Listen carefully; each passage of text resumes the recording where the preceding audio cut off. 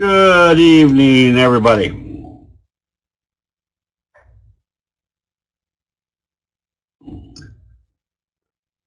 Tonight we've got the benefit of, not to start off with a promo,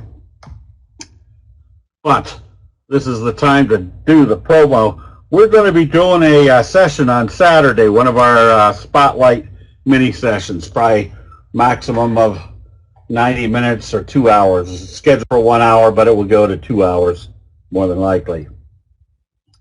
And it is identifying the best place for me to make good profits is not sitting in a position waiting for it to perform. It's knowing exactly, the session on Saturday will be recorded. So if you come to it, or even if you can't stay there the whole time, you'll get the recording. But the best thing or the best trade setups I get are ones that you can see just when they're about ready to break out. And when I say you can see they're just about ready to break out, it is a combination, not a combination, but it's the analysis of what is occurring right before that breakout. So if we can see an identifiable signal or pattern, we're just dramatically improving the probabilities that that breakout level, if it breaks out, is going to be a big price move. So, there's tons of them. And the reason I've started out with that promo, I usually don't want to start out with a promo, but we're going to be looking at a ton right now because of what this market has been doing. Notice that this uptrend, after the Dow came up through the 50, they pulled right back to the 50, did a piercing signal, got back up above the T-line, and then what was our anxiety level from that point? Even if it was waffling, it never closed back below the T-line. So what was our likely target? The 200-day moving average. Now we can use the common sense analysis that we can visually recognize based on the signals and patterns at specific levels. So when it hit this level in the overbought area, they gapped up to get there. What was or at least our suspicion? There might be some profit taking once they got to that level. And sure enough, after trading up earlier in the day, they backed off and did some profit taking. So here is the huge benefit of knowing what signals are going to illustrate for us. Look at the doji that formed today, right here at the 200-day moving average, in the overbought area, away from the T-line. What can we expect tomorrow? Very simple. We can expect that this trend will move in the direction of how they open it after this doji, our doji rule. So if we wake up tomorrow and the pre-market futures are showing the Dow's going to open up down 90 points, there's a good probability it's time to take profits. They're at least coming back to test the T-line. That, did we have session on yesterday? No, yesterday was a day off.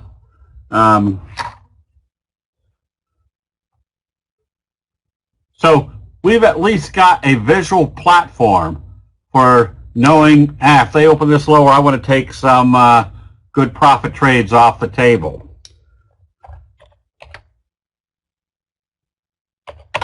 The NASDAQ, as we can see, has just held the T-line. It did a little consolidation today. I don't know what the futures are doing right now.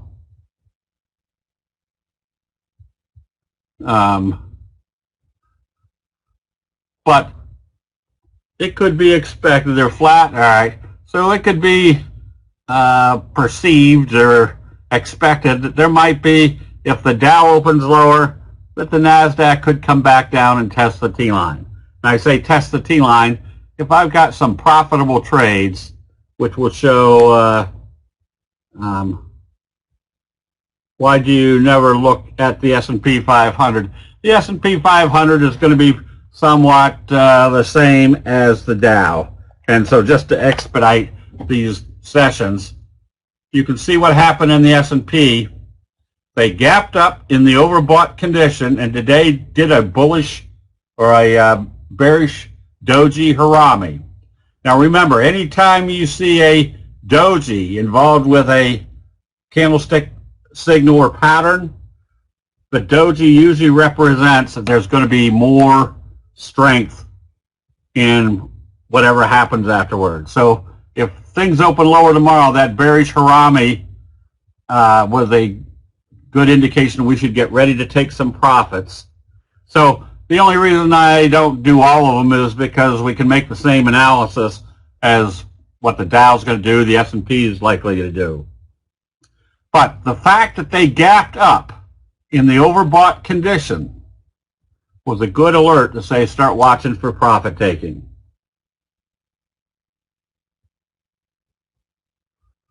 The NDX, I don't know, can I get the NDX over here? That's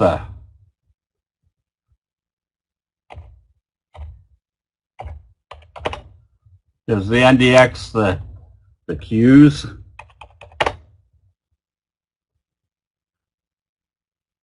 One thing that we need to be aware of is take a look where the NASDAQ is right now.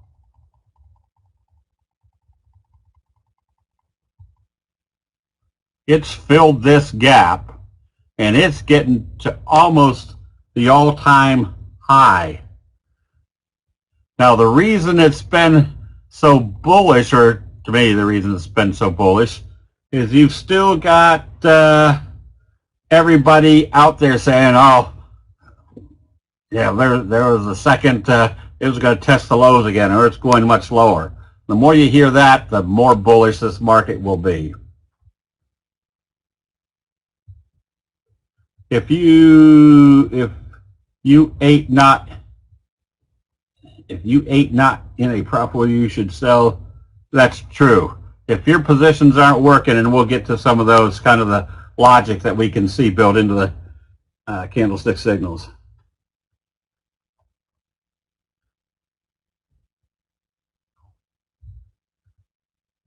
Yeah, that doesn't necessarily need to be a concern. That shouldn't be the concern.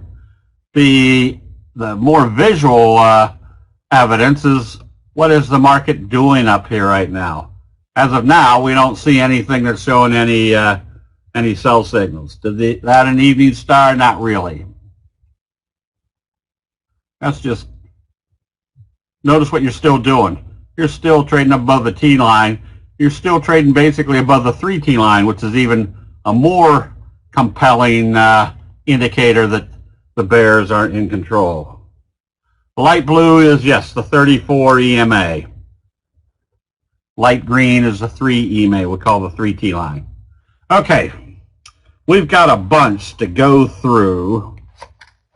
So let's see, how am I going to do this? I'm going to get the biggies out of the way. They were all kind of soggy today. As you can see, Amazon doesn't have any force to it right now. Apple moved up, was up slightly during the day, but you can see it's still a very slow uptrend, and it traded lower up in here. Beyond Meat, another one that's usually in the limelight, hasn't been able to get through this resistance level. So the big traders were all selling off today. Netflix is now even in a bearish J-hook type pattern. It had this trend channel. It's sitting right here on the 50, but if this opens lower, you got a wave 1, wave 2, wave 3 to the downside.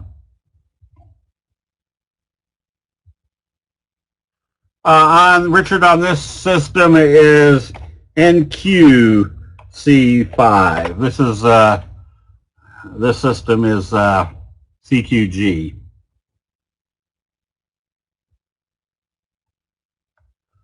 Is Amazon a fry pan bottom or a scoop? No, Amazon is just a sideways. In Zoom, remember, Zoom had a very good chart. It was coming off this scoop type pattern. But today, here's why we always say when you're in the overbought condition, always place your safety stop at the previous day's open. Because logic says if you're in an overbought condition and there's enough selling pressure to bring it down through the previous day's open, especially on a large candle, that's telling you the sellers are taking control. It's a good logical place to close out. Google, yeah, I usually don't use Google, but it closed below the T-line today. That was not a good sign. Hold on to your individual ones until I tell Jim to do the double line. And this is going to be a long night, so just do one request. I'm going to go through some of the positions we're in because obviously they're the ones that we have been recommending because we feel they're the best. Look at Overstock. Very simple. There's your kind of your fry pan bottom. There's your bobble breakout. There's your J-hook pattern that started with a left-right combo. Where's the likely target? Well, if this is wave 1, this is wave 3. If this is wave 1, a lot higher. So remember our trading strategy. We're looking for buy signals when you're in the oversold area. My stochastics, again, are 1233. We're looking for sell signals when we get up in the overbought area. With the trading application, that if you're in a pattern, like a J-hook pattern, usually that pattern is going to start breaking out when you're already up in the overbought condition.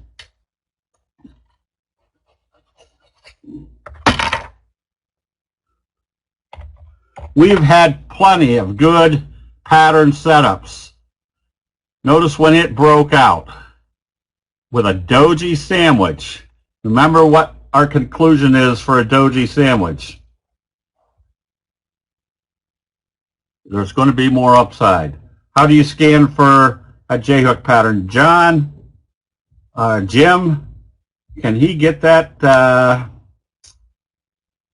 formula down there in the file in the very bottom right-hand corner?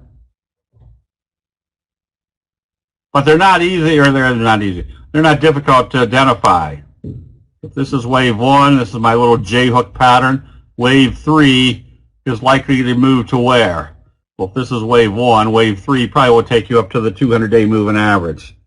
Or if you can apply it to a bigger pattern, as we see in NBR, look at your big fry pan bottom that broke out. It's pulled back, and what do we call this the classic pattern. Call it the classic pattern because this is what usually happens. If you have a big, strong price move, what do we expect coming out of a fry pan bottom? That strong price move. Get the consolidation or the profit taking. When it's over, what do we get setting up? A J-hook pattern. And what do we know about wave 3? Same as wave 1. We can pretty much calculate what the next move is. So the classic pattern is a fry pan bottom, strong price move, followed by a J-hook pattern. Which factor would determine one is better than the other? That's kind of the things that we're going to be looking at this weekend, but very simple.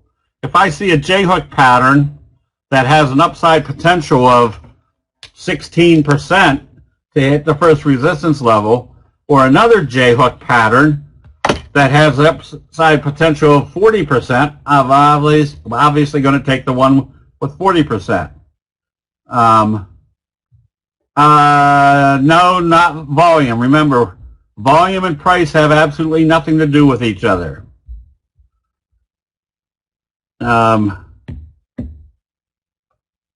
what we're looking for is what has the best price move. Let me flip to one. This one looks very good. I mean, this looks like an obvious J-hook pattern. We know that if it comes back up through this level, that we've got a J-hook pattern that's now broken out through that where they first tested the fill in the gap. If it goes through there, we know that this move is going to be in place. That's a pretty good pattern setup. But this one, oh boy, I was going to do a nice segue into this, and now I can't figure out. Well, if that ain't a fine howdy do, I'll come to it as how we analyze which chart pattern is better than the next one. I don't know why this. For some reason, I can't get D, F, N, or EN over on this, but that's a good chart pattern. Here's one that we're going to be, this is one that we've been touting. Look at where this broke out of this fry pan bottom. So this is what we call convergence analysis, or 2 plus 2. Let me get rid of this one.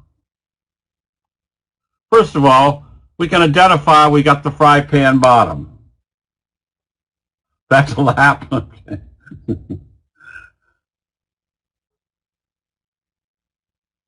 Big tech stocks are either on T-line or a little below.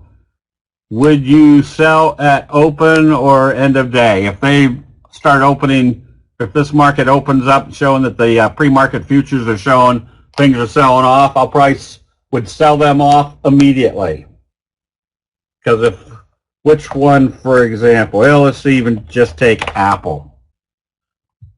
It didn't close below the T-line today. But look at your dark cloud. Look at your dark cloud. Look at kind of your evening star setup. Look at your stochastics. What's that telling you? It's starting to get some selling pressure up here. If they open this one lower tomorrow and I was long, I'd close it out. Just because two things were happening. They were starting to trade it back down below the T-line after another sell signal at a resistance level. And your stochastics rolling over.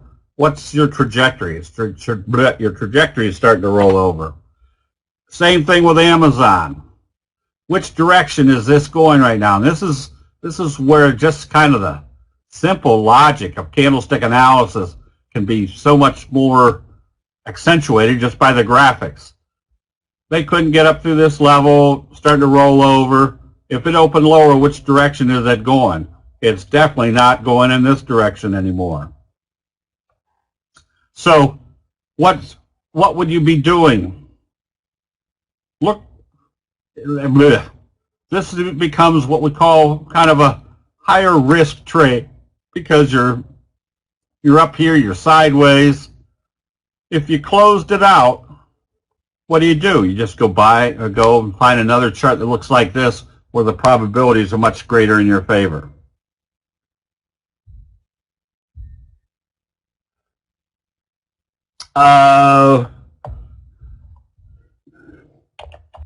On CPA, no, it's not. Look, you're still heading up. What is your pattern telling you? You've just had a doji sandwich. Oops, this is where I was supposed to do convergence analysis. There's your fry pan bottom. There's your dimple, a piercing signal. Kind of a break of the trajectory. What do we know about the dimple? The dimple shows us that from here to here is usually about the same as from here to here. And what happened right about that range? We had a doji sandwich breakout. We had a J-hook pattern.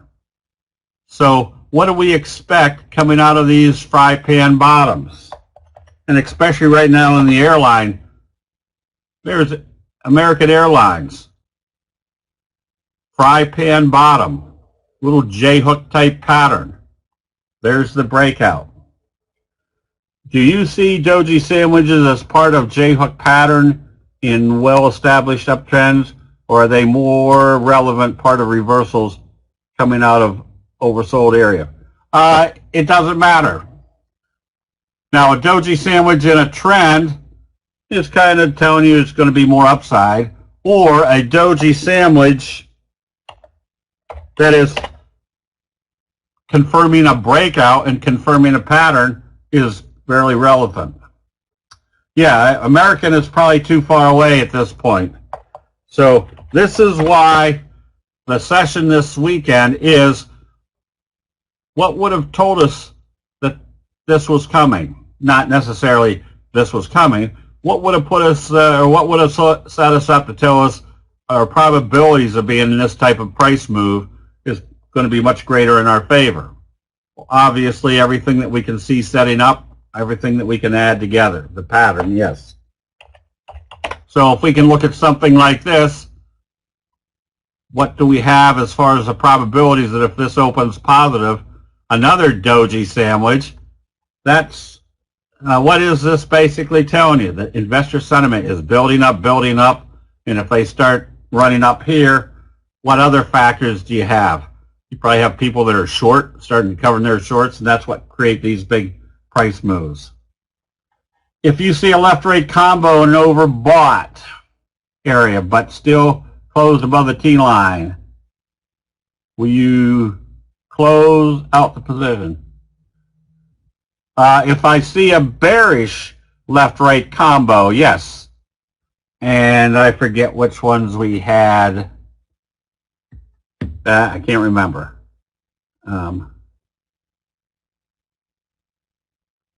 When would one enter CPA at this point? If it opens positive tomorrow, what is the probabilities? After a doji, which direction does our doji rule tell us it's likely to move? Positive. And if it moves positive, what type of pattern is it going to create for us? Probably another doji sandwich. And what's that tell us about this breakout level? They're in the breakout area at this point. On American, but yes, it was heading down, but you can see what happened here in the last couple of days. If you cut this chart off right there, what was it telling you? Fry pan bottom, cup and handle, support on the 50, a doji sandwich. If it opened positive, what would it be doing? More than likely breaking out through this area. If they gap up through that area, what's it telling you? This resistance level is not a concern for anybody anymore. It was obvious to us, Will. What becomes, this is why I always use the term observe the obvious, because what a lot of other people don't see on their charts, we see much more easily on our charts, especially if you know what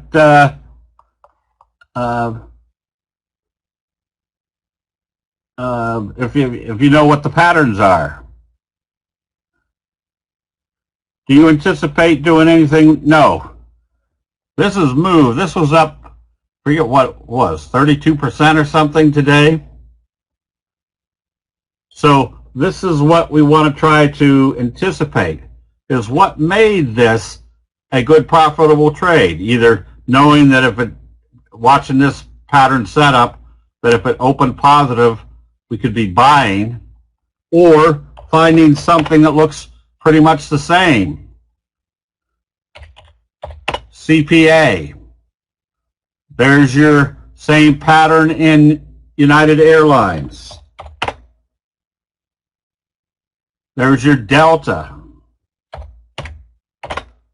Southwest, J-hook pattern. Where do you think the next likely target is? So here's kind of your common sense analysis. If they, look how they gapped up, broke the downtrend, traded above the T-line, where was the first target? The 50. They gapped up through the 50. What usually happens, you got out today, PJ, good. I hope you had a good, that's That was the whole point of being in that position in the first place, was to have a big position price move like that. Let's see, what was I saying? Oh, what happens when they go through a resistance level? They'll usually pull back to see if it's going to act as support. Here's the benefit we have with candlestick analysis. We could see that it did a little doji type day, right smack dab off the 50, in this case the T-line. So a lot of people say, well, is it better when the T-line and the 50 cross? No, we're not trading crosses. We're trading the signals and patterns and where they're occurring. The fact that they pulled it right back to the T-line and did a doji type day, we knew that if it opened positive here, what was it telling us about the 50? It's acting as support. We're buying immediately. Because what do you think everybody and their brother is doing? If they're watching to see what this does, it pulls back and supports at the T-line, I'm sorry, at the 50, what happens to their the investor sentiment? Becomes very confident that the T-line, the 50 is acting as support. Where do you think your next target's going to be? The 200-day moving average. Is that a McMuffin? It is. A morning star signal followed by the doji sandwich.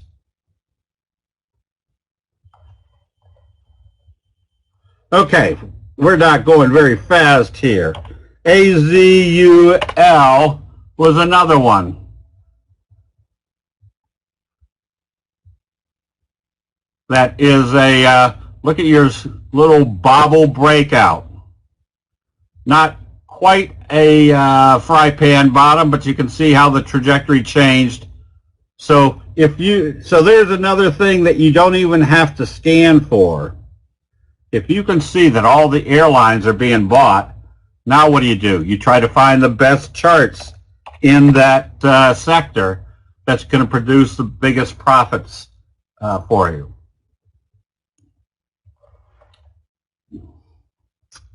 Chewy, another fry pan bottom, and where's your convergence analysis? 2 plus 2, hammer. Bullish engulfing right off the 50, bottoming, gapped up, starting your uptrend. Then they broke through this level. What do we got going on? Wave 1, wave 2, now going into wave 3. How long do you hang on to this? Well, it did a shooting star doji. I'd probably have a sell stop right here. If it came back down through this direction, what's it doing? It's probably coming back at least to the T-line. PJ, we'll do your requests after I tell Jim to do the double line. When I say, Jim, do the double line, then you type in your request.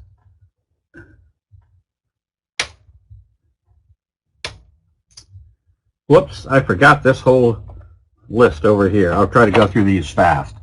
We started buying this one way down here. Look at your fry pan bottom breakout. Look at your little bobble breakout. Look at your J-hook pattern. A J-hook pattern. Well, what's the one relevant factor?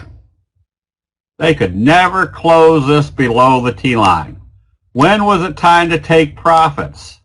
Remember the caveat of the T-line. The further away you move from the T-line, the higher the probability it's going to come back and test it. So there was what was the indication that maybe they're getting a little bit too enthusiastic about this? Look how your trajectory or your candle started getting bigger, then they gapped it up, then they gapped it up again in the overbought condition, that far away from the T-line. If it gapped up here and you saw it immediately trading off in the overbought area, where's the first logical place to put your stop? At the previous day's close. Because logic says if they open here and come back down through there, they're probably producing some sort of sell signal. And if they produce a sell signal, where's your first target? Back to the T-line. The T-line is the 8 exponential moving average. That's the black line. The 3 T-line is this little green line. and it has two functions. One, it acts as a confirming indicator that if you see a candlestick buy signal and a close above the T-line, you can be buying, and if the 3T line comes up through the T-line, that's a little bit of added confirmation. And then if you start moving too far away from the T-line, then the 3T line becomes an additional faster factor to take profits. Axle, that's your bobble breakout. That's your J-hook pattern. What's the difference between a J-hook pattern and a bobble breakout? A J-hook pattern just stays above the T-line and does a J-hook. A bobble is basically your J-hook pattern, but you can see where the resistance level is. And you can see where the breakout level is, the 200. And what was the qualifying factor on this one? Notice when they pulled back, they still couldn't close below the T-line. So what's the difference? A bobble is just a much more refined J-hook pattern. You can see it much more clearly. And because everybody else can see it, it's probably got a little bit more high probability factor than just us identifying the J-hook pattern. Moving averages work the same. This could be a 5-minute chart. This could be a 30-minute chart. This could be a weekly chart. They all work exactly the same, which means these charts are what we call fractal, that they work the same on any time frames. For bobbles, they always have to happen at simple moving average crossovers. Not necessarily. It's anything that you can see that is acting as a resistance. It could be a previous resistance level. Yeah, any previous resistance levels. So what can we assume from this? Notice how they even gapped this up yesterday through the top here. Even though it did a doji today, the assumption is we're now probably wave 1, wave 2, wave 3 up in this area. Marvell was that same type of setup. There's our J-hook pattern. Notice when they reported earnings, they gapped it up. But what was the double warning sign today? Not only did we have a doji harami, but look at our tweezer top. A tweezer top is when they top out and basically at exactly the same level. Yep, so you have a bearish harami after a gap up in the overbought condition away from the T-line. And wave 1, what's going to be the magnitude of wave 3? If this is wave 1, look how much wave 3 looks like. So where do you set your stop? I'd set a stop right here at the lows of today. If they come in this direction, where are they heading back to? Back to test the T-line. It's time to take profits. What's the other warning? Well, we had two warnings. One, a gap up in the overbought condition, and two, look how far away we've moved from the T-line in the overbought condition. Now, why does this work time and time again? All we're doing is looking at the graphics of what happens in human nature. And when the Japanese rice traders say, where do most people buy? They buy exuberantly at the top.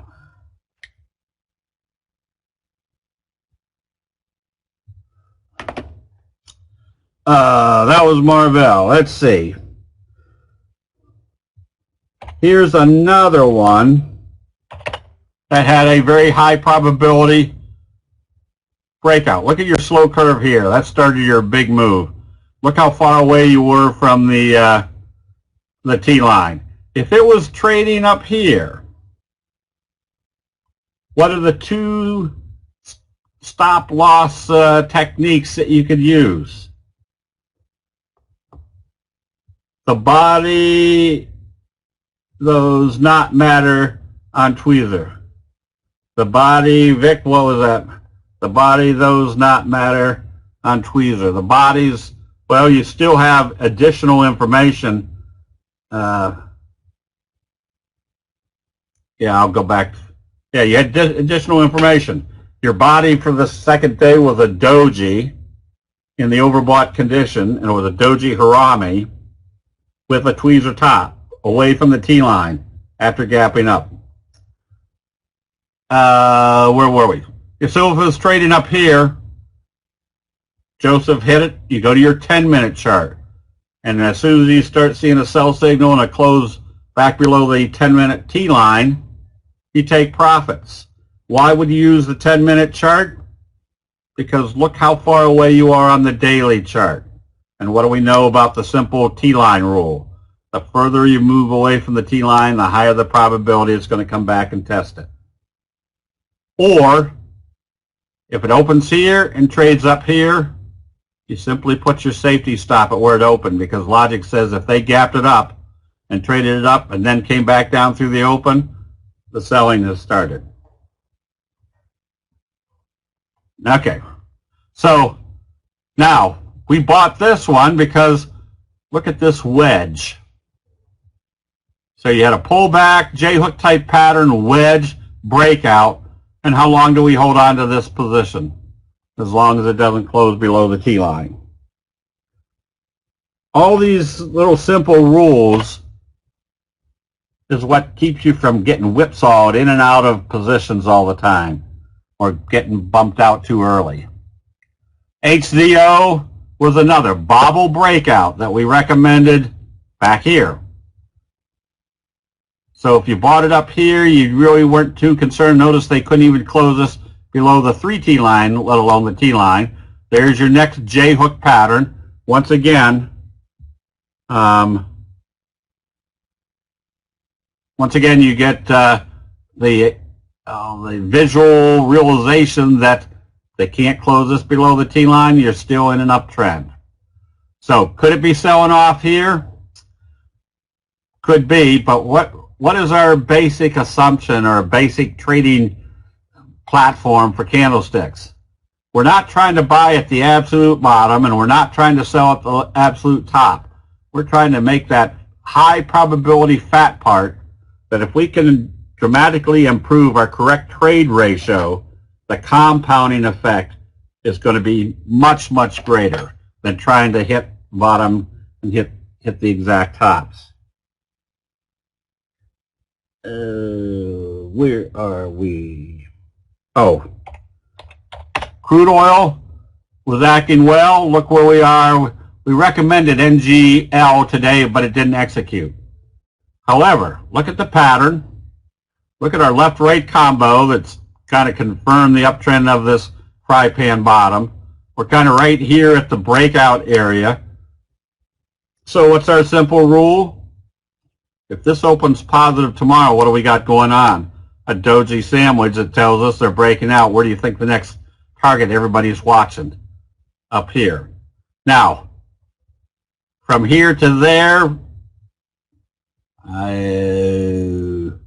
that looks like about a 15% upside.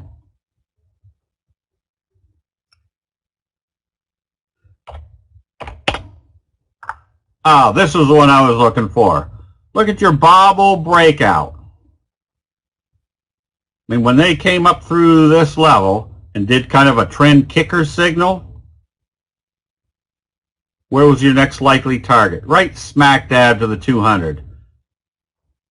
So what would we do if we owned this? It needed to open positive and trade positive.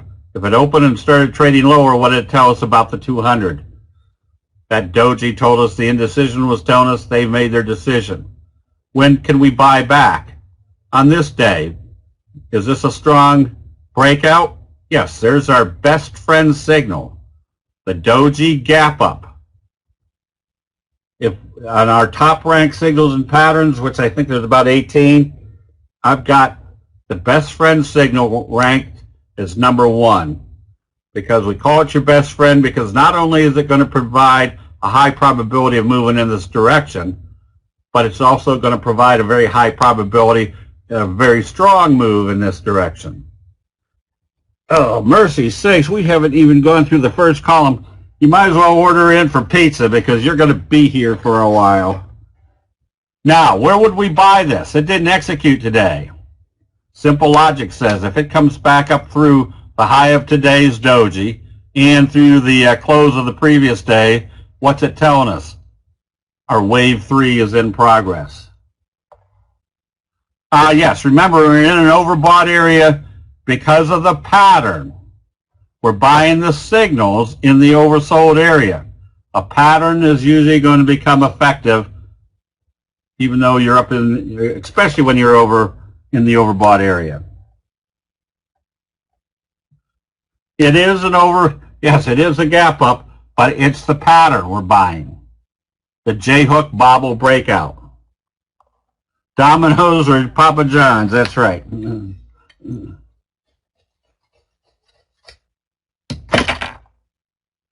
Would you still buy a stock if it has a J-hook pattern but it is in the overbought condition? Yes. Remember, the number one priority that we're doing is the signals and the patterns. You can take everything else off this chart and you can trade the signals and patterns very successfully. When we add the other factors, the 200 simple day moving average and the 50-day simple moving average, we're not adding those factors or those indicators or that criteria so that we can trade off of it. We're adding that because we can see visually what everybody else is making or what decisions they're making at those levels, because everybody has those moving averages on the charts. The T-line, we know, is a natural support and resistance level of human nature. Now, it becomes much more forceful because you'll see quite often that it trades or bounces right off the T-line, which is more relevant because nobody has this on their charts. When we put the 8 exponential moving average on here, it acts like a natural, we put it on here because it does act like a natural support and resistance level. Not something that is a target that everybody is watching because obviously nobody has it on their charts. Oh, L brand spiked up after hours? Okay. Are you worried about the gap fill at 19? Oh, was there a gap to fill? No, I'm not worried. I'm buying this pattern. Everything else is just kind of a target.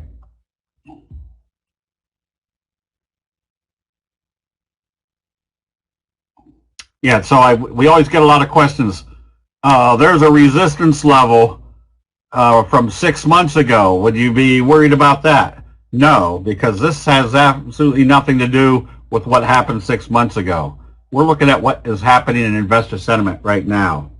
And right now is, if I don't get hustling here, we're going to be here till the cows come home. We're still long this one.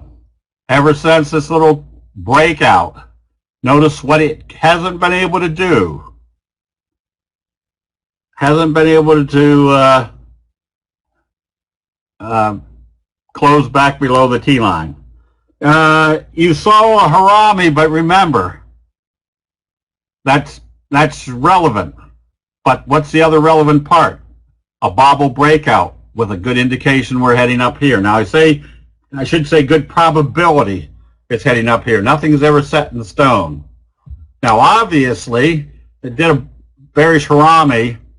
We didn't get in, but let's say we were in, and it opened lower and closed below this level. Yeah, that's not good. You close out the position. So a major part of successful investing is not only recognizing which charts or patterns are the strongest, but also knowing that if it doesn't work, you close it out immediately. I know you've all been told that you're supposed to cut your losses short and let your profits run, but if you're like me, I listened to that advice for years, but nobody ever told you how to cut your losses short and let your profits run. Candlestick signals make it very simple, just simple logic. Yes, the pattern right now, this is just a day. We're still looking at the fact that they gapped up through this. We should be expecting a high probability of this moving higher. BIX. We kind of put out a little warning this morning. Oops. EB. How did I do that? I didn't even come close to hitting. Did a best friend morning star signal off the 50. Another lap. Where do you think the next target was going to be? Up here. But you're starting to see a little bit of exuberance. Look how they've moved away from the T-line. So you want to be a little bit more cautious as far as making sure you got a safety stop on when you start moving away from the T-line. Fly, there was your fry pan bottom breakout. There was kind of your J-hook type pattern. How long do you hold on to this one? Until you see a sell signal. I noticed that day 2 after a breakout or a buy signal is usually a red or dark candle, and I wouldn't consider it a true harami. Yes, there's going to be a little bit of profit taking usually after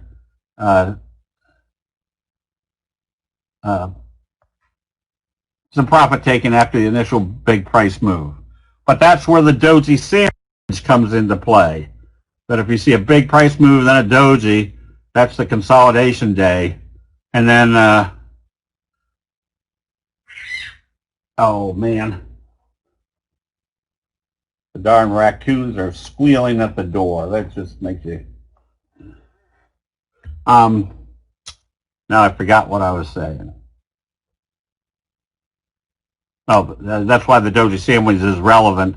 That a big day, a doji, then you see if they open up positive. That's right. You know, with a candlestick. Sandy went and bought a BB gun.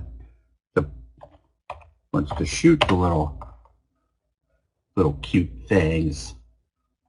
There's your scoop pattern. Flat handle scoop. There's your bobble breakout. Notice how they broke out with a doji gap up, your best friend.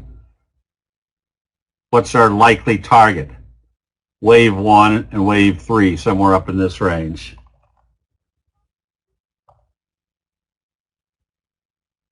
That's right. Okay. What else do we got here? We're showing the good ones, and we're showing the ones that should be getting ready to take profits. Look at your long-legged doji up here in the overbought area. This has been a good one since it broke out with kind of that doji gap up. What do we do with this?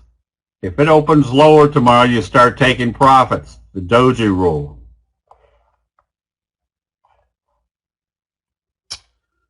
TGI. There was your fry pan bottom breakout. They pulled back. Notice where they supported, right smack dab on the T-line and starting back up. Where do you think the first target's going to be? Right here. That's the logical place that people will head for. Why is this a good trade? Look at your fry pan bottom. Then look at your breakout. And not only did it break out, if I can draw a line straight here.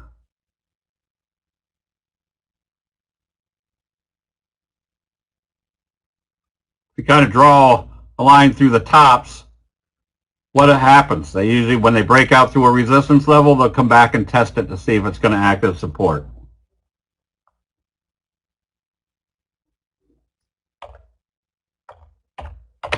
CRNC. There's your J-hook pattern. There's your kind of your bullish double flutter kicker signal. That was the buy point. There was your profit taking. There was the J-hook pattern. But now where are you? You've had a gap up in the overbought area, another gap up doji. You simply put your safety stop right here at today's low. If it comes down through there, where do you think they're coming back to? Test the T-line again. Con was a, whoops. There's your fry pan bottom. This is the classic. Whoops, now we got all these little lines all over the place. Broke out through here. There's your double doji breakout. There's your J-hook pattern. Classic. You just stay long until you see a sell signal. No, it's not a overhead. It's the target. Where do you think this new uptrend is going to take you? Probably right back up there to test that level. So why would we expect it to test that level? Because we just came out of a fry pan bottom. They took it up fast, pulled it back, but we're in a fry pan bottom. And what's our simple rule of a fry pan bottom? You can stay long as you stay above the T-line. What happened to Bill? Mr. Bill just never confirmed. This is why you always want to see confirmation. There was your Morningstar signal. There was your doji sandwich, a McMuffin. So what do we want to see the next day? If you bought on this day, that would have kept you in. That would have kept you in. That would have been doubtful. But right now, I wouldn't be in this position because I probably wouldn't have bought it on this day. I would have probably bought it on positive trading the next day. Alan will show you a fry pan bottom here in a second.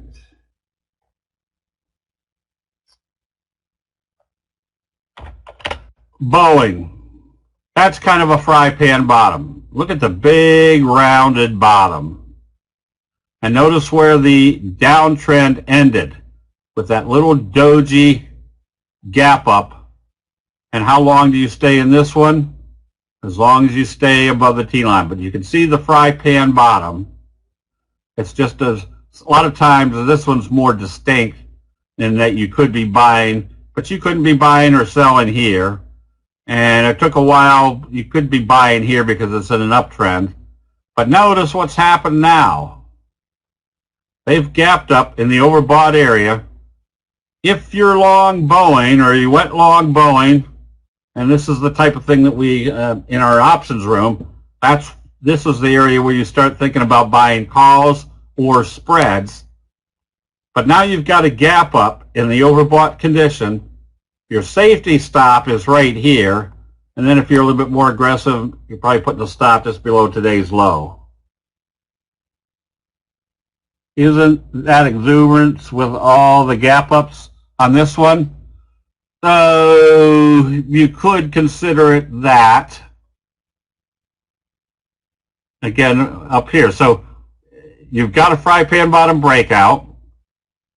You're just now putting safety stops at levels that it shouldn't come back to.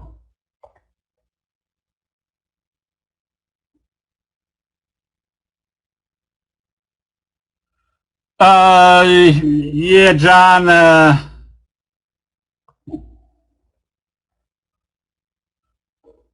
Here, the 34 is what I call a secondary support and resistance level. The major ones are your 50 and your 200 because that's what everybody uses. The 34 is usually more effective on, I better check.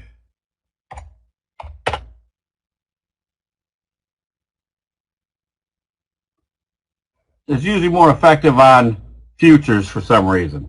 But they work. It works also on stocks. So I keep it on there because it will sometimes show you an effective support and resistance level. Let's get rid of this one.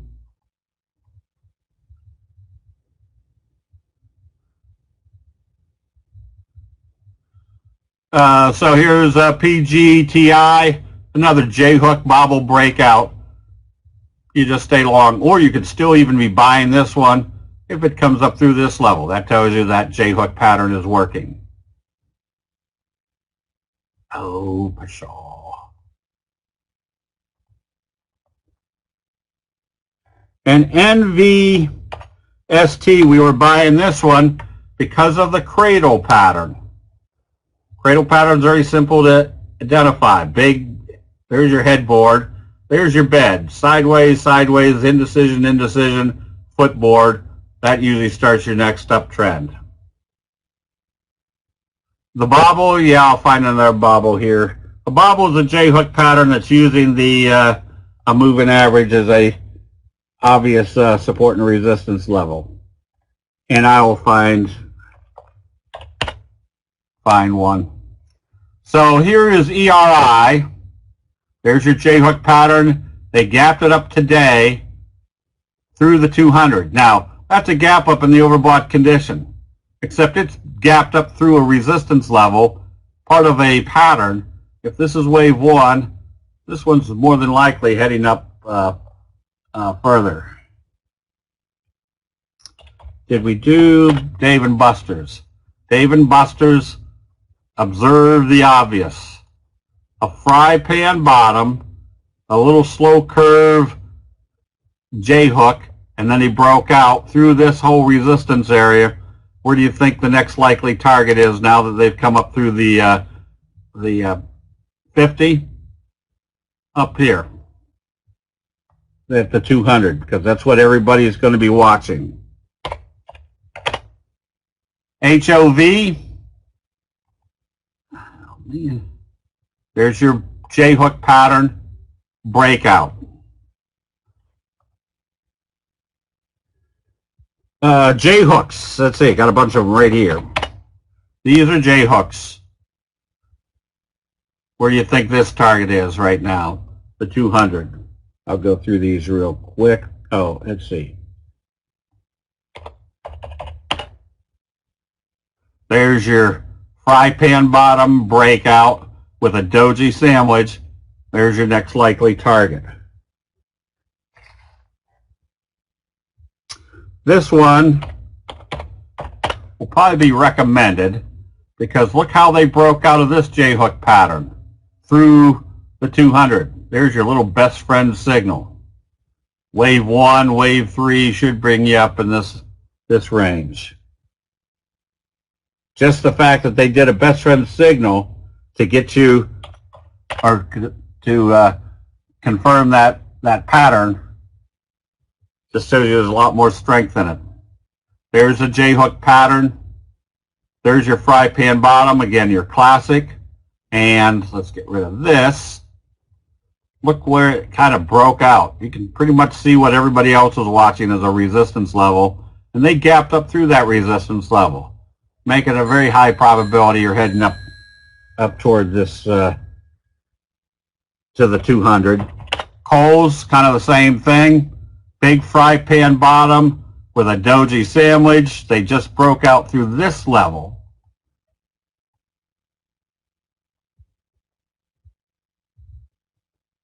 That's pretty much telling us they're heading higher. I'd say heading higher. The probabilities, now that they've come out of a fry pan bottom with a good strong bullish signal, is that you can put yourself in situations where you're much more likely to catch a move like this with much greater probabilities than just being in an uptrending stock during an uptrending market trend. Another one that's just now, this is kind of your bobble breakout. Let me make this bigger. Came up, failed at the 50, pulled back to the T-line, came back up. So this is a J-hook pattern that if you took the 50 out, it's a J-hook. We just happen to see it much more plainly as a resistance level because of the 50-day moving average.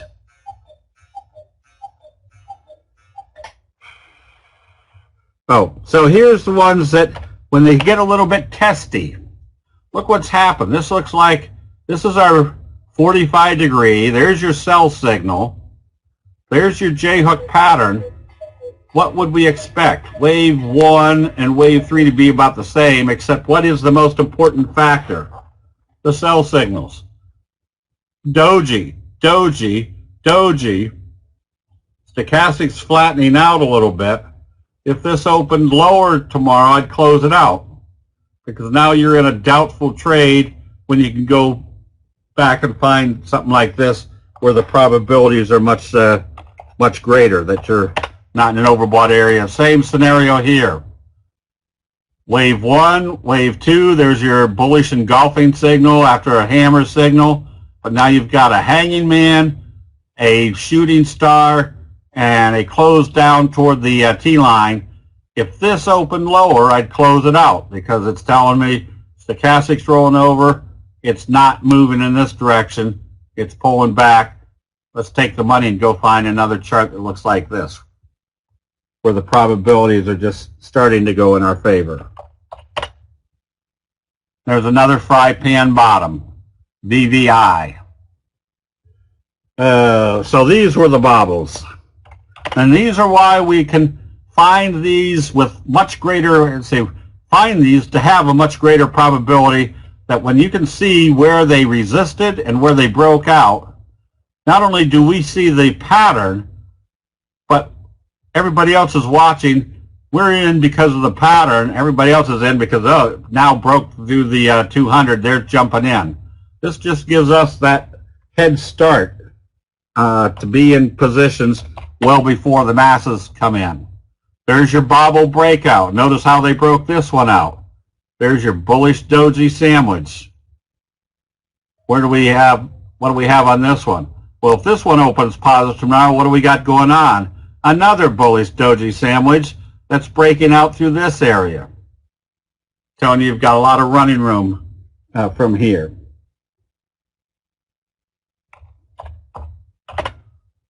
Home. Not quite a bobble breakout, but there's your J-hook pattern.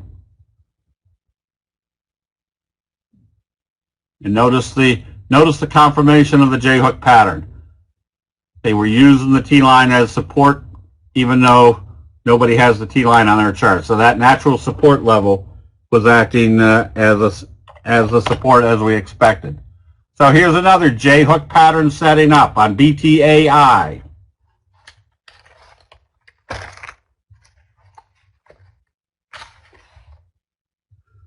Where am I? Right here. If this one opens positive, what do we got going on? Wave 1, wave 2, going into wave 3. Ruth Chris Steakhouse. There's your fry pan bottom breakout. Bouncing off the 50, where do you think your next target can be? Up here. That looks like about a 70% upside potential. We did the airlines. The REITs are all acting well.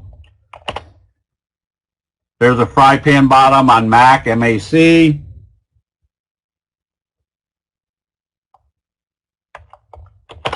SRG, fry pan bottom. These are all high probability trades.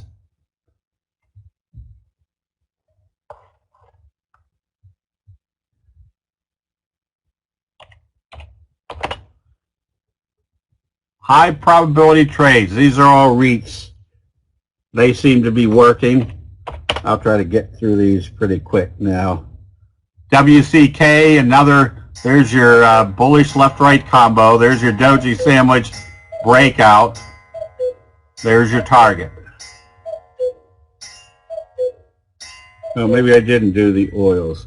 MPlex, pretty simple.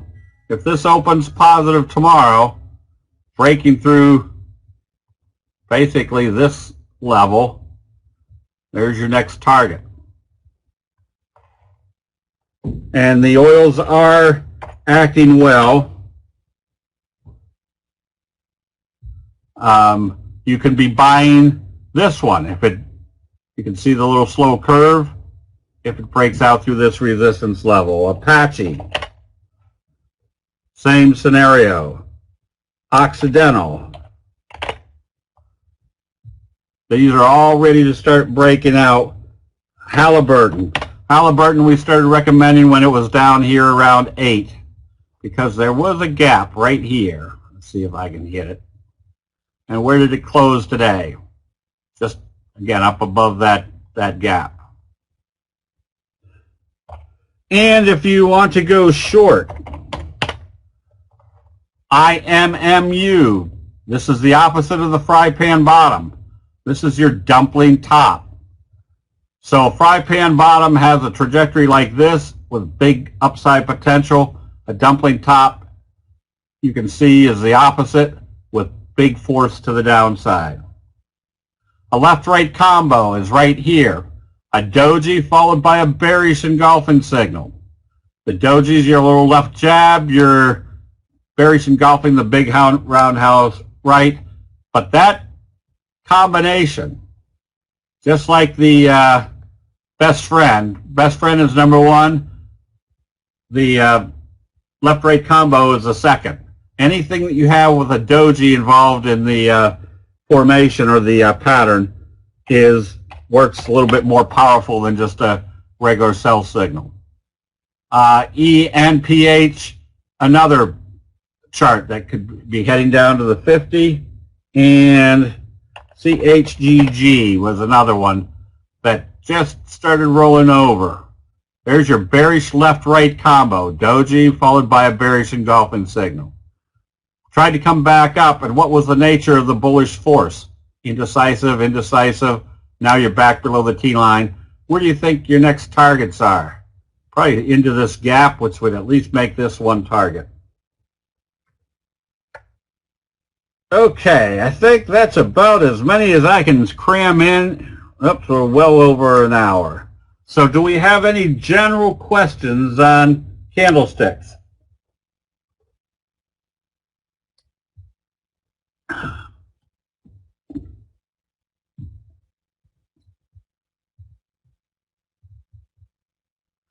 Because why target after 50 will be going to the 200? Because every money manager around the world uses the 50 and the 200. Now, if you want to put the 100 on, do it. If it seems to work, keep it there. If it doesn't work, take it off. As you can see, there's not very many moving averages on these charts, because of the rationale that the important factors are the signals themselves. Everything else is just a confirmation. Can you bobble with a trend line? Yes. Anything that you can see that would be acting as a resistance level, whether it's a moving average or a trend line, anything. A previous high. Yes, the 50, 200 are the simple moving averages. So a lot of people say, well, why don't you use the exponential? Isn't that more accurate? We're not using those to make our decisions. We're using those to see what everybody else is making their decisions at, because they use the simple 50 and the 200. The black one is the 8 exponential moving average. The T-line, short for trigger line. What times do you use for day trading? If I'm day trading, I'm usually trading off the 10-minute chart. So if I see the 10-minute chart starting to set up, then I'll flip down to my 5-minute chart. And then if I get real refined, if I see everything setting up, then I'll flip down to the 1-minute chart to make sure it's still moving in the direction that I want to right at that moment. That would be further enhancing the 5-minute and the 10-minute charts. The crunch is where it kind of just pushes up, whereas the bobble, which ones were we working on as a bobble? A bobble comes up and then pulls back, and then it could be part of a T-line crunch pushing it back up through. This right here, because it didn't do a bobble, would be more considered a T-line crunch, even though it's not a good one. But the bobble hits a resistance and pulls back, where the T-line crunch just kind of continues to push up through that level. The best friend is a doji followed by a gap up. That's your best friend. The reason we call it your best friend is not only does it produce high probabilities that you're in the right direction, but it usually produces very strong price moves. Is a 200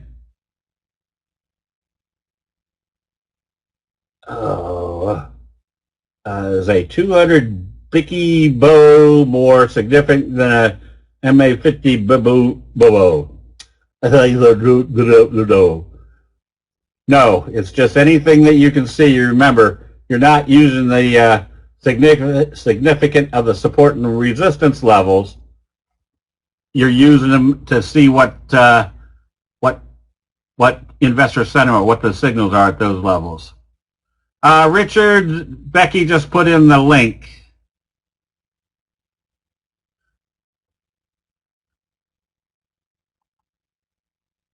Yeah, it's only going to be at maximum a couple hours, but you're going to get a lot of info in it.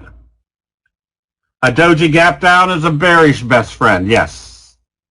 So anytime you see I'm trying to think which ones. Can't think of any right now. Do you have a scanner? What does it look for, and what is the cost? The scanners are Metastock, has a good scanning capabilities. TC2000 or TCNet. You can set up scans on Thinkorswim. I think our formulas are all on NinjaTrader. I'm not sure whether it's on a TradeStation yet or not. They're all over the place, and our formulas are all on our website. You just copy and paste them.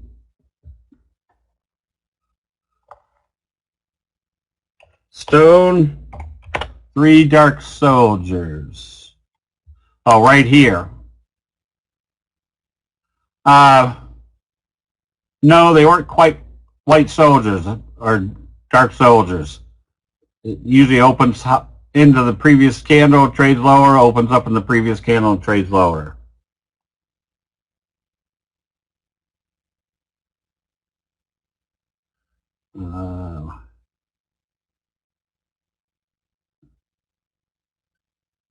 Yes, GNUS.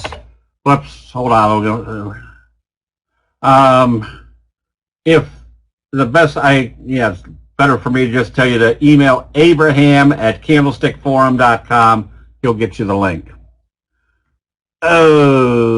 Same thing, Mark. There's different packages. If you will email Abraham, Becky, you want to put in Abraham's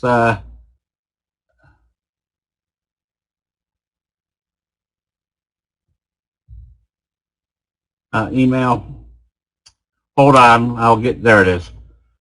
Let's see. I only brought up this one because what was the question?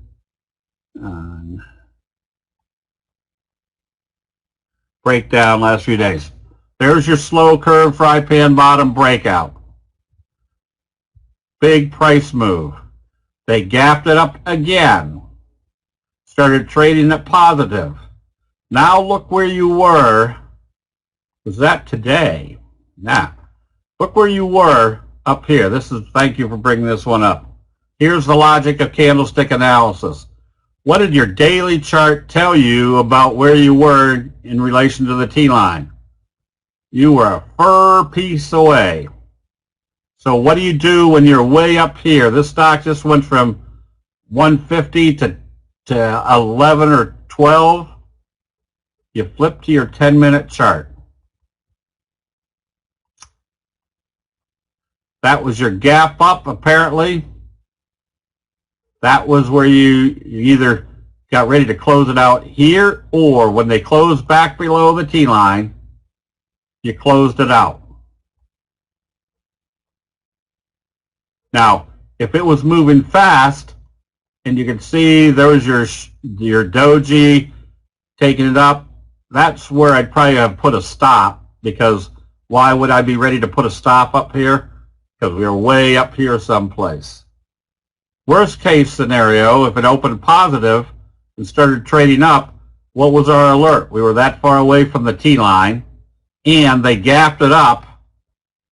You put your safety stop right here, because if it came up and came back down through there, that's when the selling started. Now, where do you think they took it to, or we're about to take it to? Right smack dab on the T-line. Now, why is that significant? Because nobody has the T-line on their chart. It hit this level, which was kind of a natural support level. Okay, everybody that's typed things in, get ready to retype them. Jim, go ahead and do the double line. and in 3.6 seconds do the next double line. All right, because I can't even scroll back up to get to the...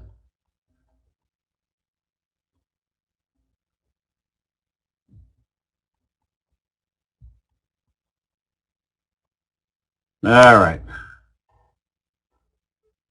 Still going fast. All right. The cruise lines you can be buying. So if you put this in later, keep note. Here's Norwegian, here's Royal Caribbean. You can be buying all these on strength. We did Beyond Meat. Beyond Meat, if it opens lower, close it out because it's stuck here. If I was going to be a buyer, it needs to open positive and probably get back up through this level. All right, you guys have scrolled past me again.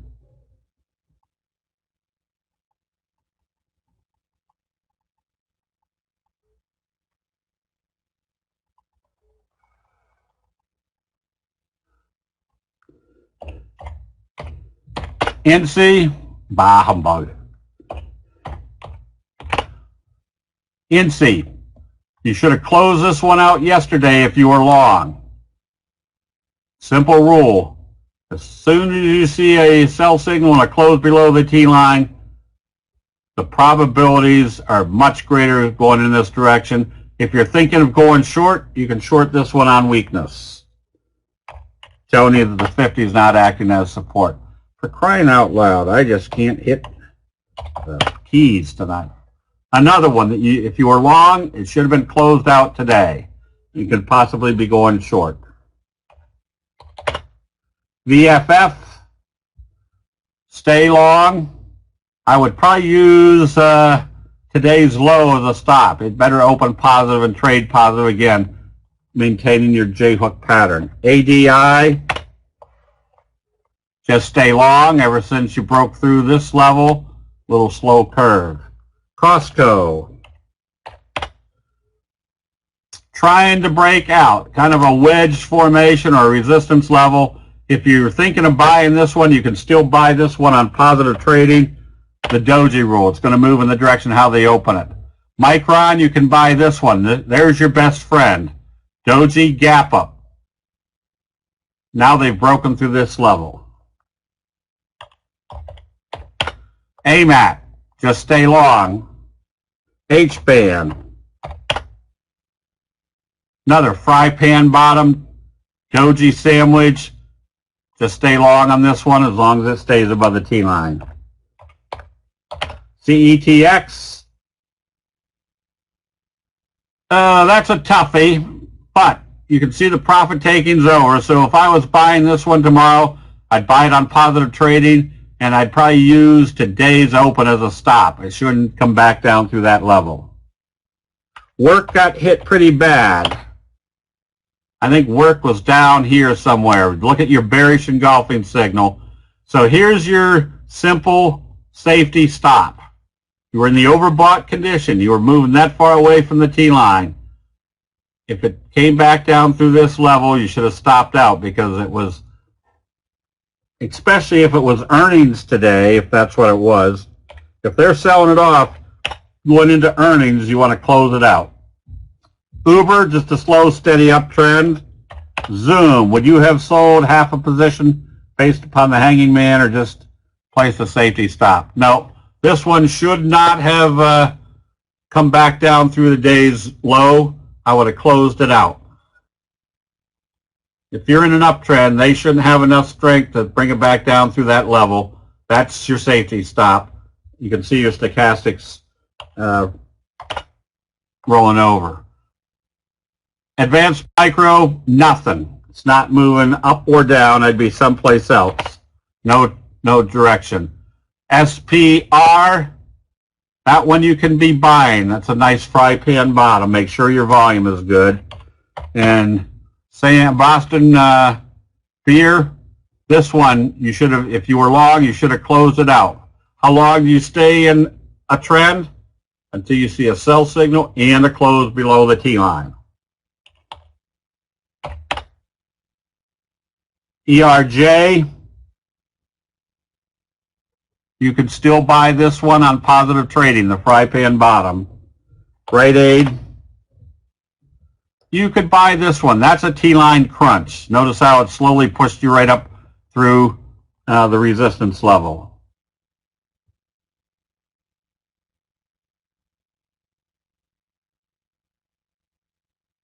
Eric, if you sold your work at the end of the day, good for you, because if they were going into earnings and they were selling it off, I think it was trading down here somewhere after hours.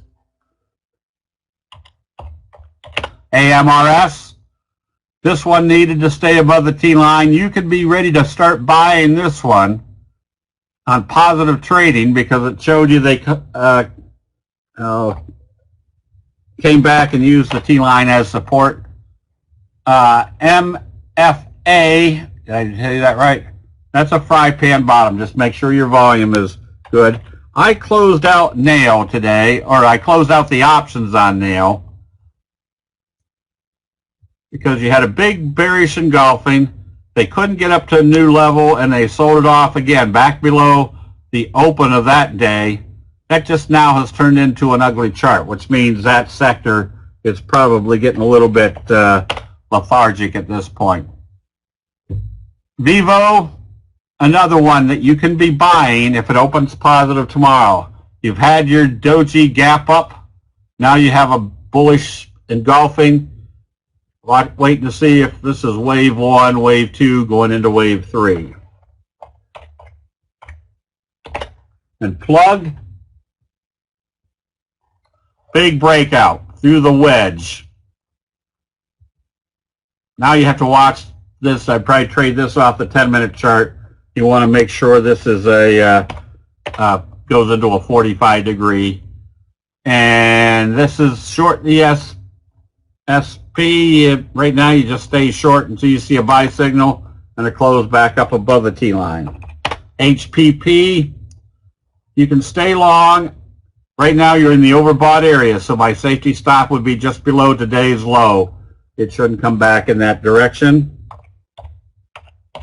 And Daku, Hanging Man, Doji, bearish. If it came back down through that level, that's where you could have stopped out, because if it was coming down through this Doji, where do you think it was heading to? Back to the T-line. I'd be out of this one if it opens lower tomorrow, if you hung on to it. U.S. Steel, nice kind of a double doji breakout. I suspect it's still going for the 200. And TLRY, T. Scott, is that you, Tom?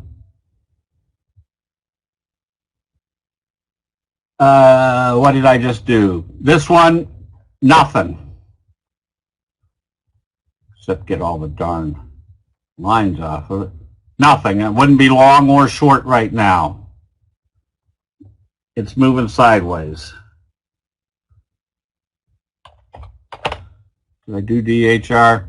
DHR, there's your doji. Very simple. The doji rule says they're going to move it in the direction of how they open it. So if they open it lower, what's it telling you? This is not heading up further. It's got a double top. You close it out. Cheesecake. There's your best friend gap up. Stay long. Win. Another slow curve fry pan bottom. I'd suspect at least heading for the 200-day moving average, which means might not be a big percent move, but you can put on maybe an option spread. Gold needs to open positive tomorrow. Your safety stop should be at the low. Let's make this big enough where we can see it. I have a safety stop. I'd stay long. I'd want to see this open positive. You did have that little best friend gap up through the resistance, but it gapped up again. So just have a safety stop right here. Shouldn't come back down through that level. Shopify. That one you should have been out of. There's your bearish engulfing. Should have been out and probably not back in yet. And if you were in it, you want to be out of it. There's nothing there on the bullish side. Probably more apt to be because of this bearish engulfing and failure. I would suspect they could be bringing it back down toward the 50-day moving average. Nvidia, nothing. It didn't confirm. I mean, there was your hammer type signal, inverted hammer, bullish confirmation. It needed to open positive on that day to give you kind of a J-hook pattern. It didn't confirm, didn't confirm, didn't confirm. So it wouldn't be long or short. If you happen to be long, if it opens lower tomorrow, you close it out immediately.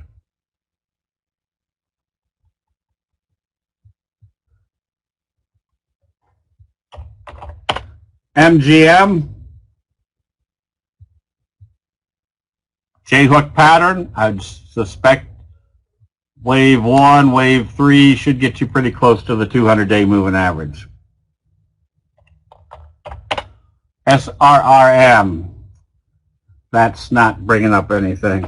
Wampum, these silver stocks are getting hit. There's kind of your bearish left-right combo. There's your confirmation.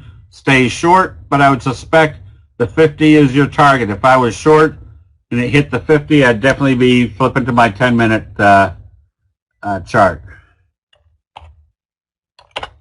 AYX, another one. Bearish engulfing, bearish kind of doji sandwich. Another one that you can be going short. Caesar's Palace. Kind of your bobble breakout. Wave 1, wave 2, wave 3 should be another 2 points to the upside. Yeti, stay long as this stays above the T-line. HIMX, neither.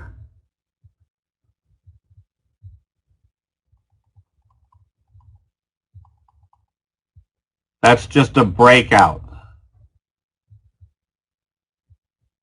So if I was buying this, I'd wait for it to come back up through this level. One of the statistics that we did in one of our statistics trainings was if you have a big move, if it opens lower the next day, you close it out and you buy it back when it comes back up through that resistance level or that close of that last big day. NIO, you're moving up pretty fast. Look how far away you are from the T-line.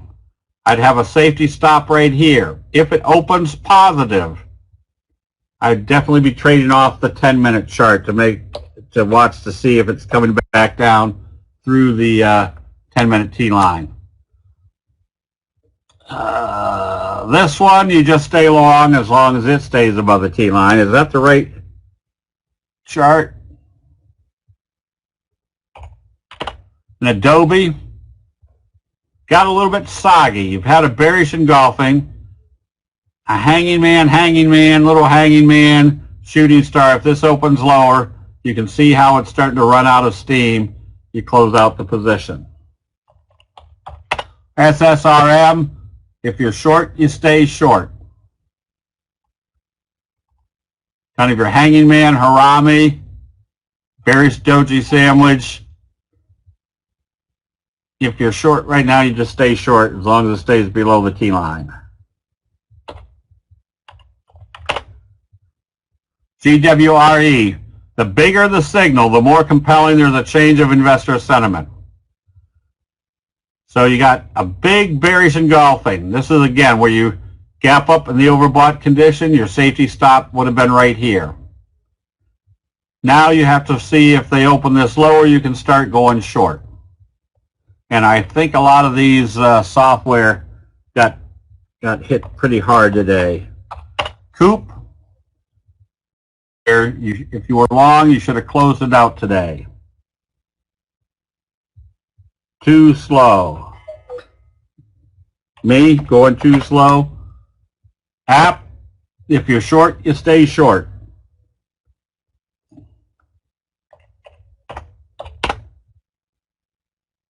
SW,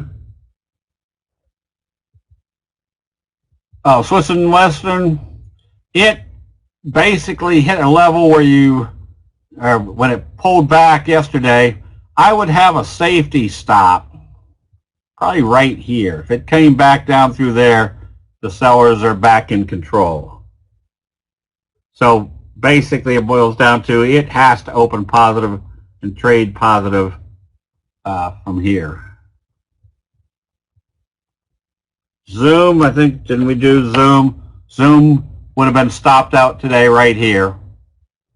If you're long, it has to open positive and trade positive to stay in it. And TPR, you can stay long on this one. Look at your little doji sandwich breakout. You stay long, kind of a fry pan bottom, kind of ugly, but they've supported at the 50. Good potential they could go up to the 200. May not go straight up. May have a J-hook pattern set up.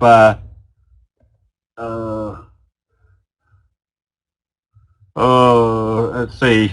You can look in here. Becky had put the link in somewhere. Becky, you want to stick it in a couple more times? What did I just do? Now, should have been closed out. You can see how it was getting soggy up here. There's your bearish left-right combo. There's your doji, closed below the T-line. What's your trajectory? Not good. I'd be someplace else. And CRE,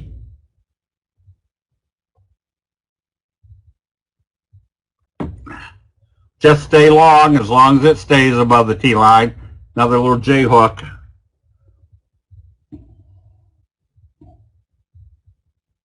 Oh, did I not say something about Coop? Coop, you should be out of. Wouldn't necessarily be going short, but I wouldn't be long right now.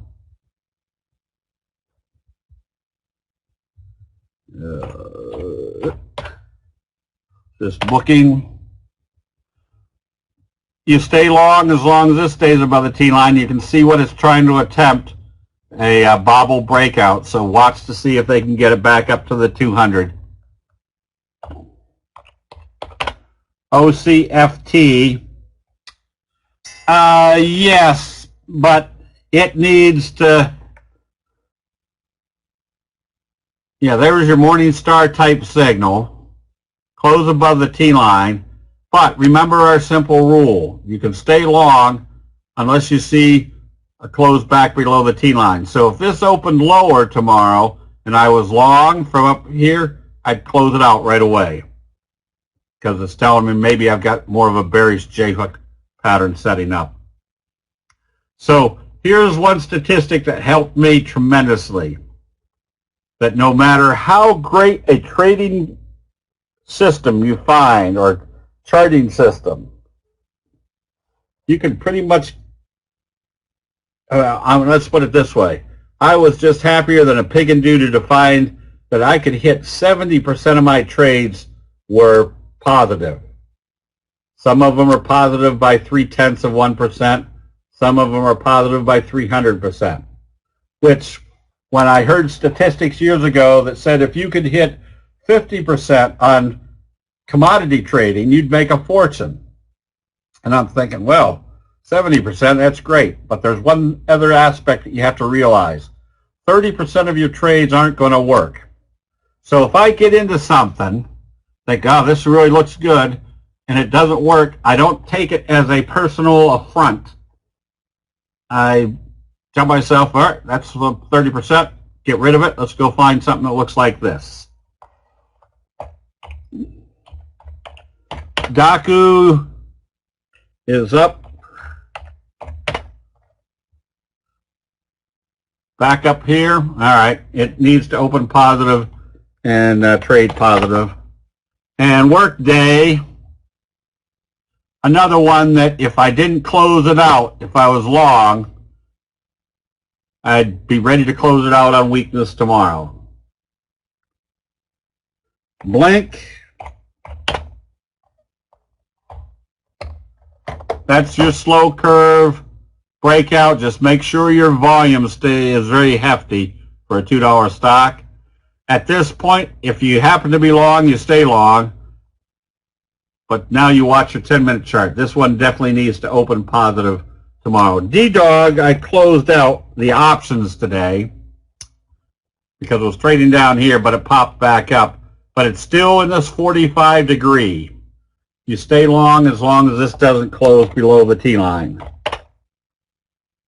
And HLX, nice fry pan bottom. You just stay with it. I think we did Yeti a couple times. Yeti, you just stay long. Twitter did the bearish harami after the breakout. If you are long, it has to trade positive tomorrow. If it trades lower, close it out. It's not a good breakout. If you're thinking of going long, if it comes back up through today's high and yesterday's close, you can be buying it. GWRE, we did that one, didn't we? There's big bearish engulfing in the overbought condition after they were gapping it up a little bit. If this opens lower, you close it out. It has to open positive and trade positive to stay in it. ARNC, that one for some reason doesn't come up over here. And Alistair, for some reason I can't get the Forex trades over here either. Pause. We closed this one out a couple days ago because there you were in the overbought condition and it came back down through that level. It's coming back down to test the T-line. Right now, we're not long or short this one.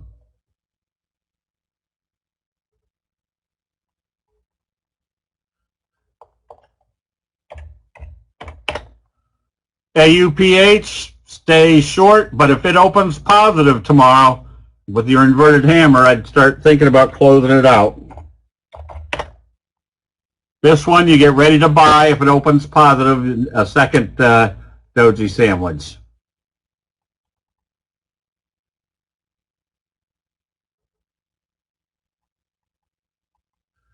Oh, Eric, that would be a question that somebody in here could answer better, since I don't have the knowledge of that. Or the worst case scenario is that you could buy the short funds, at least the sector funds, or you could buy puts.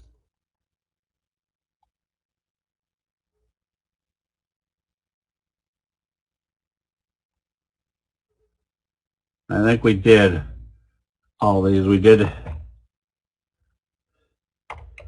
Twitter. Yep. SWBI, we did. Needs to open positive. INO just never got out of its own way. So if you were buying here, you were closing back out here when it came back down through the T line. So we're not long or short this one. And ALL, it broke out. You can be buying this one on positive trading, but if it opens positive and trades positive, you put your safety stop at where it closed today. If it came back down, they're taking the profits. Oh, SP, where did you go? TPR, you can be buying this one, little J-hook pattern. Do you have... we don't have a scanner. We have a package that you can buy that has the more complicated. I think all our signals are over there on Thinkorswim. But then there's a package for the more difficult ones, like the kicker signal, the best friend, the left-right combo, those type of signals, inverted hammer.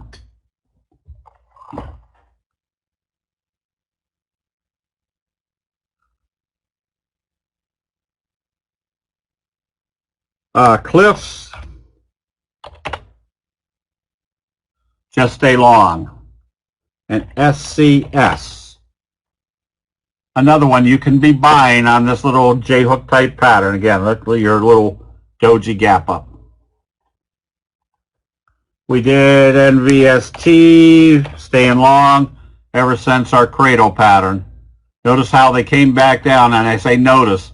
Notice where it bounces right off a level that nobody has on their chart. We can see it much more clearly. Okay, last one is PEB. Another nice little J-hook pattern. I would suspect wave 1 and wave 3 to the 200. You can get a recording of this one tonight, yes.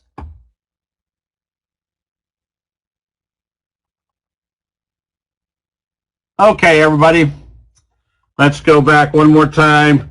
Remember, if we wake up and the pre-market futures are down, you want to start liquidating some longs, because that tells us they failed here at the 200. If it opens positive, you can stay long, be buying some longs, but you don't want to see it then come back down and close below the 200. That's right. Next time we're going to try to figure out which stocks that we didn't cover. Is the T-line, the 8 exponential moving average. Oh, I think we're starting at 9:30, maybe 10, just so we can give the West Coast a little bit of sleepy time.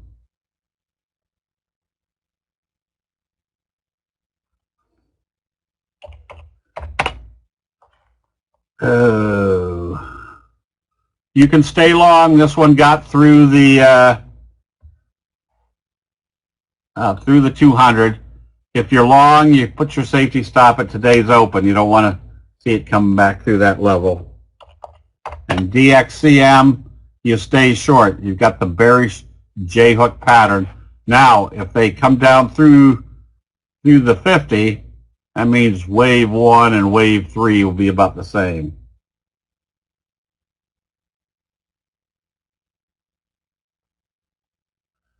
Okay, yep. Thanks for the pizza. Yes. You're welcome, Zoe. All right, everybody, have a good evening. We will see you bright and early in the chat rooms tomorrow. We'll see you then.